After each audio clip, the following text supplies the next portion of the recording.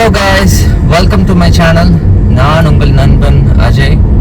நான் நல்லா இருக்கேன், நீங்களாம் நல்லா இருக்கீங்கன்னு நினைக்கிறேன். இன்னைக்கு நம்ம சேஃப்டி ஆஸ்பெக்ட்ல ரொம்ப ஒரு முக்கியமான 2 விஷயத்தை பத்தி பார்க்க போறோம். ஒன்று என்னன்னு பார்த்தீங்கன்னா மொபைல் ஃபோன், இன்னொன்று என்னன்னு பார்த்தீங்கன்னா இன்ஃபோடெயின்மெண்ட் சிஸ்டம். இது ரெண்டுமே முக்கியமான விஷயம் தாங்க.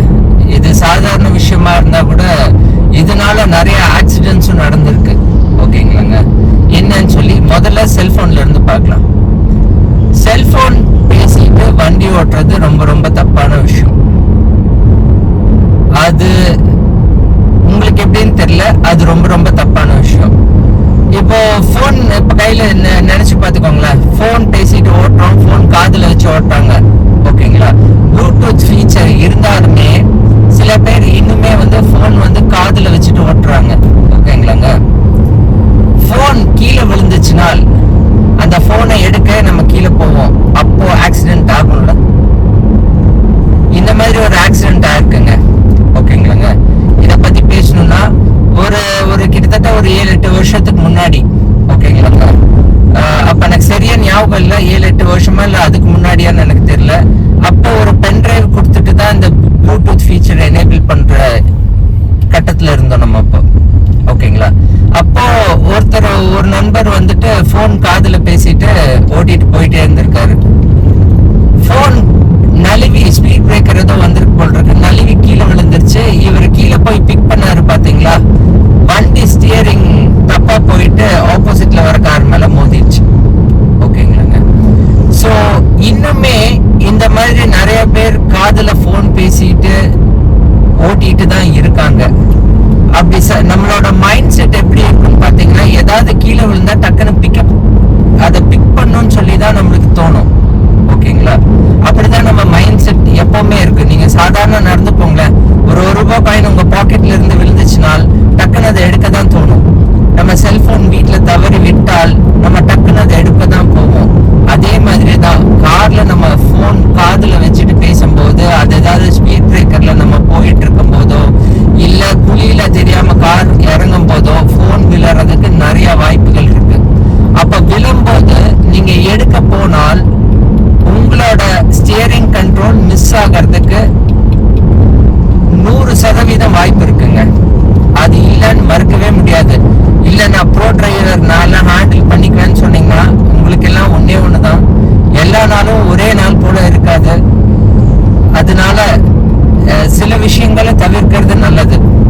நீங்க இன்னொரு விஷயம் என்கிட்ட கேட்கலாம், அப்படின்னா போனே பேசக்கூடாதா? இல்ல, போன் பேசலாம். நான் போன் பேசுவேன், ஆனா என்னுடைய போன் நான் எப்ப கார்ல ஏறினாலும் ப்ளூடூத்ல கனெக்ட் பண்ணிருப்பேன். ஓகேங்களா, சோ ப்ளூடூத்ல கனெக்ட் பண்ணனால பேசலான்னு நினைச்சீங்கன்னா நான் ஒரே ஒரு விஷயத்த மட்டும் பார்க்க சொல்லுவேன். நீங்க உங்க கண்ணு 360 டிகிரி காரை சுத்தி இருக்கணும். நீங்க போன் பேசும்போது ஒண்ணு ரோட்ல இருக்கணும், இன்னொன்னு உங்க ரியர் வியூ மிரர்ஸ்ல இருக்கணும். உங்க ஃபுல் கான்சென்ட்ரேஷன் போனுக்கு, காலருக்கு நீங்க ஒரு 10% தான் இம்பார்ட்டன்ஸ் கொடுக்குறீங்க. மீதி 90% ரோட்டுக்கு தான் நம்ம இம்பார்ட்டன்ஸ் கொடுக்க போறோம்.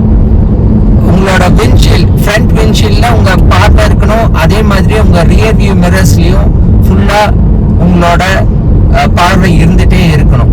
ஓகேங்களாங்க, இப்படி இருந்தா மட்டும் ப்ளூடூத்லயும் கனெக்ட் பண்ணி எடுங்க. இல்லாட்டி போனே பேசாதீங்க.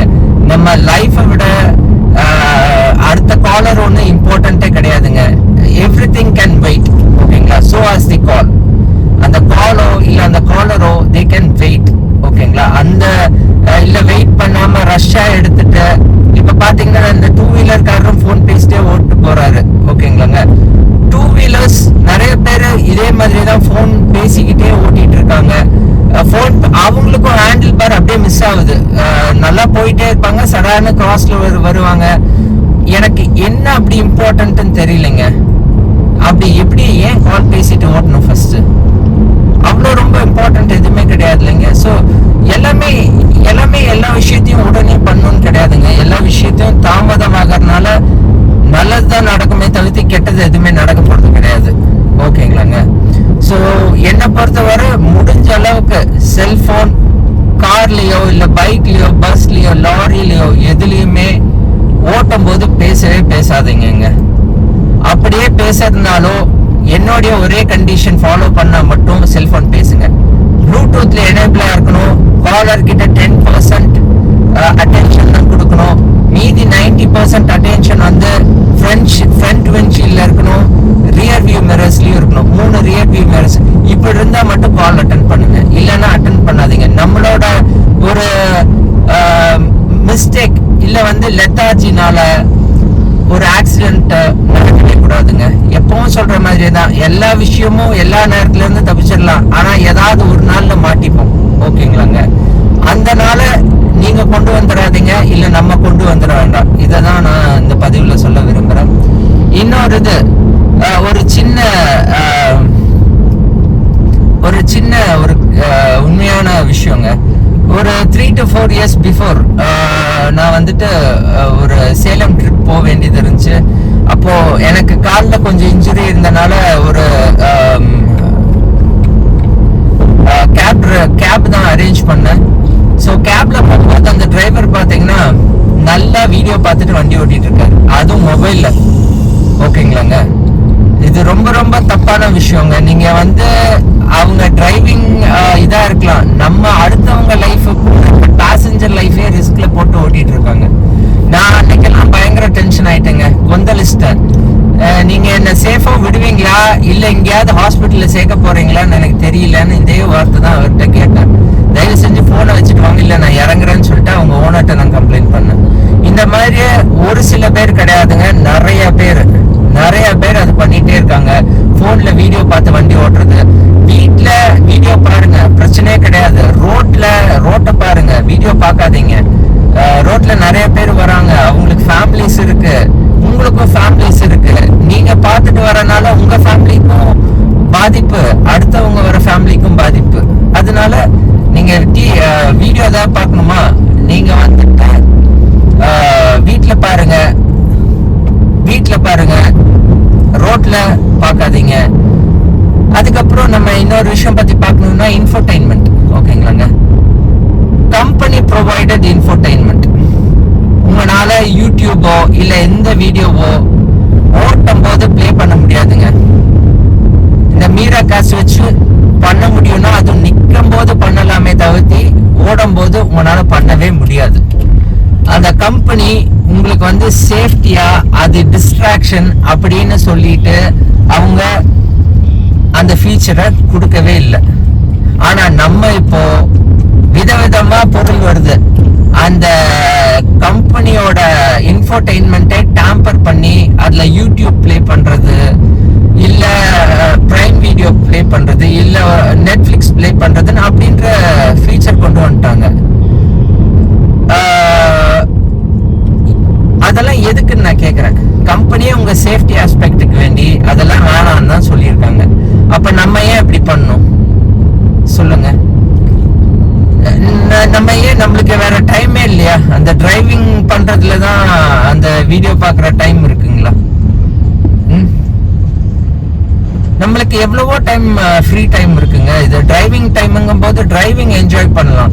நீங்க மல்டிபிள் விஷயத்த உங்களால ஃபோக்கஸே பண்ண முடியாதுங்க. நீங்க அங்க படத்தை பார்த்தீங்கன்னா படத்துல வர டிஸ்ட்ராக்ஷன்னால நம்ம அதுலயே படத்திலேயே மூழ்கிட்டோம்னா கண்டிப்பா ரோட்டை பார்க்க மாட்டோம், கண்டிப்பா ஆக்சிடென்ட் தான் ஆகும்.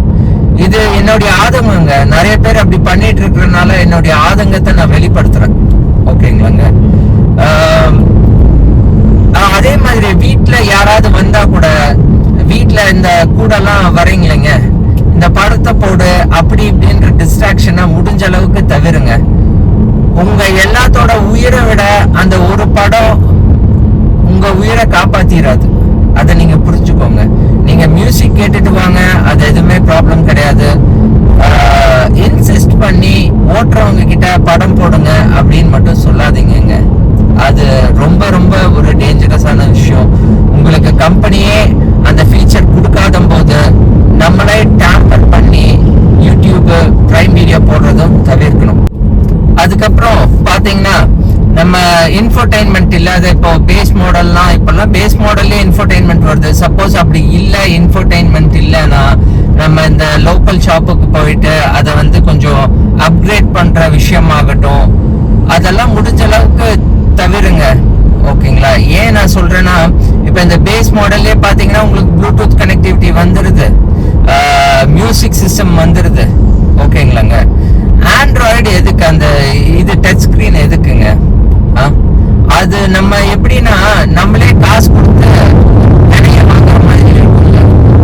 ஏன்னா இவங்க லோக்கல் ஷாப்ல நீங்க வாங்குற ஆண்ட்ராய்டு சிஸ்டம் எல்லாம் பாத்தீங்கன்னா அதுல வீடியோ பிளே பண்ற மாதிரியே தான் இருக்கும். நீங்க டிரைவிங் போனா கூட அந்த வீடியோ பிளே ஆயிட்டே தான் இருக்கும். அந்த பிளே ஆகும்போது நம்ம ஓட்டுற நம்மளுக்கும் ஏதாவது ஒரு இன்ட்ரெஸ்டிங் சீன் உங்க ஃபேமிலி என்ஜாய் பண்ணும்போது நம்மளுக்கும் கண்ணு அப்படி பார்க்க தான் தோணும். அப்படி பார்க்கும்போது முன்னாடி நிறைய பேர் ஃபேமிலியோட வராங்க, பின்னாடியும் நிறைய பேர் ஃபேமிலியோட வராங்க, நீங்களும் ஃபேமிலியோட போறீங்க. அப்போ இடிச்சதுன்னா பின்னாடி முன்னாடி உங்களுக்கு எல்லாத்துக்கும் ஒரு பாதிப்பு தாங்க. நம்மளே எதுக்கு காசு கொடுத்து வினைய வாங்கணும்? அதனால என்னுடைய சின்ன வேண்டுகோள், தயவு செஞ்சு இந்த ஆண்ட்ராய்டு சிஸ்டம் எல்லாம் வாங்காதீங்க, காசு கொடுத்து வாங்காதீங்க. உங்களுக்கு பேஸ் மாடல்லே இப்போ ப்ளூடூத் ஃபீச்சரோட எனேபிள் ஆகி வந்துருது, மியூசிக் சிஸ்டம் வந்துருது. அப்படியும் இல்லைன்னா இந்த ப்ளூடூத் மட்டும் கனெக்ட் யூஎஸ்பியில கனெக்ட் பண்ற மாதிரி ஒரு ஃபீச்சர், ஒரு யூஎஸ்பி இருக்குங்க. அது அமேசான்லயோ இல்ல பிளிப்கார்ட்லயோ இல்ல மீஷோலயோ நீங்க பார்த்து ஆர்டர் பண்ணி அதை யூஸ் பண்ணுங்க. அது யூஸ் பண்ணும்போதும் சேஃபா ரோட்டு மேல கவனம் இருக்கணும், வேற எதுலையுமே கவனம்